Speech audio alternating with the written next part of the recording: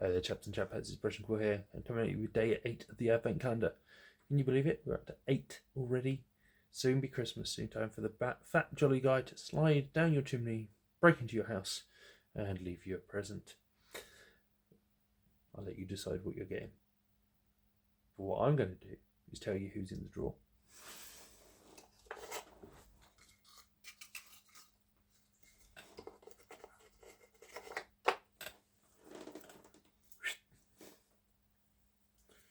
A bit like Morecambe Wise, isn't it? So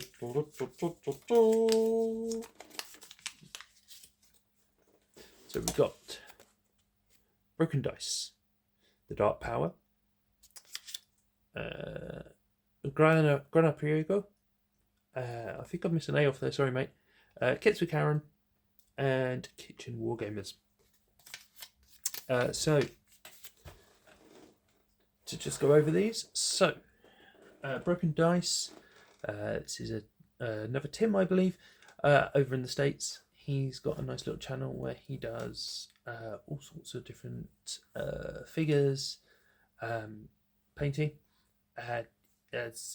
He's got collections and he sort of rotates around the collections. I think like a lot of us with collections do, where you do a bit of something and then you get a bit bored, so you go on to move to something else as a bit of a palette cleanser. And he's got a very nice. I'm going to go with Carthaginian. I may be wrong. I apologise. A collection where he does like solo gaming, like Greeks versus Carthaginians versus Romans versus whatever from the period, and sort of does some solo gaming. He's also recently done a whole load of, I think, 15mm World War II. I'm saying I think because I can't remember the scale. It's 15 or 20mm World War II stuff for a game set as well, which is very nice. And just, he does like weekly updates about how his painting's going, what's going on, and just nice to follow along. The Dark Power. This is one that's slightly different to the rest of them. He's sort of does. He's very artistic, and he does a lot of casting on his channel. So a lot of like brass casting, cold casting, metal. He also does a lot of steampunk stuff. He's involved with the steampunk community, so he does a lot of steampunk stuff for his self to wear and his wife. And he does kind of cabinets-sized busts of monsters and goblins and stuff like that, as well as every year he takes part in the mecha competition where you design your own mech, your own robot, which is what he's been doing videos on recently. And it's just, he uses, I don't think there's a material he doesn't use, and it's just, I think to me, brilliant to see it all come together in an art form as he does. Also, I don't think he's that far away from me, so maybe one day I'll actually sneak over and say hello. Gran Priego, does he need any introduction? This is Anthony. He's probably one of the leading people on the Napoleonics front that I follow. Every week he's painting Napoleonics. So recently he's changed over to some Victory at Sea because his order didn't arrive. So it's nice to see that the mail strikes have had some positive effect, I suppose.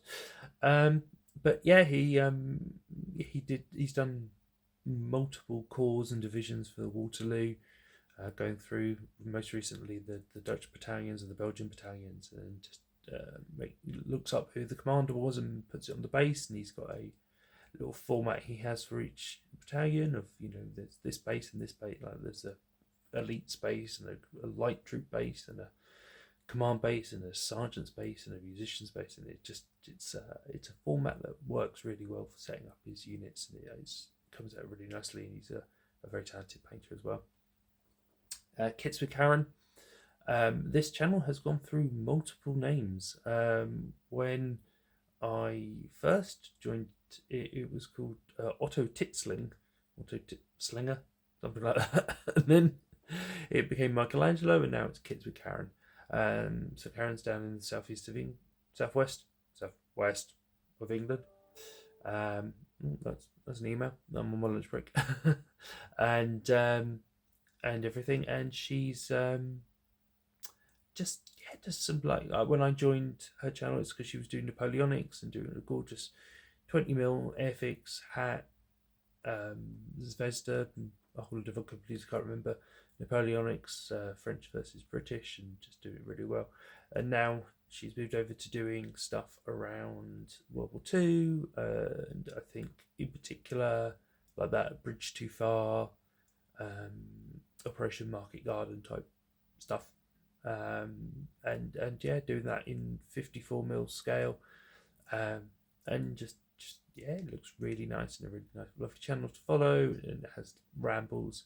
And it's also a really good part of the community in the fact that she likes to support the community with monthly giveaways, and it's a bit fun, and it's just a nice way to support each other, really. And lastly, Kitchen Wargamers. This is a channel which I do enjoy the content, but unfortunately, because it's battle reports, a lot of the time I don't get as much time to watch it as I wish I did. But I really like it because it's just taking the idea of that you don't need a huge space to war game. You know, we all want that 20-foot by 40-foot gaming table where we're having to, you know, climb under it to pop up in the middle to move a hill or something, to Wallace and Gromit style, you know.